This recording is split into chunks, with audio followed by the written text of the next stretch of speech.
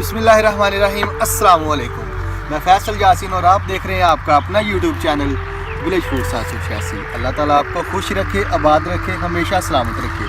तो इसी दुआ के साथ आज हम पकाएंगे आलू और पालक की सब्ज़ी। अल्हम्दुलिल्लाह ये हमारे गांव की बहुत ही रवायती रेसिपी है जो आप लोगों के साथ आज हम शेयर करेंगे। तो सबसे पहले हम यहाँ से ताज़ा पालक लेंगे। तो अल्हम्दुलिल्लाह अल्लाह ताला की रहमत और बरकत के साथ इतना खुशगवार मौसम है और बहुत ही मज़ा आएगा आज की रेसिपी बनाने का। तो सबसे पहले यहाँ से हम ताज़ा पालक लेंगे।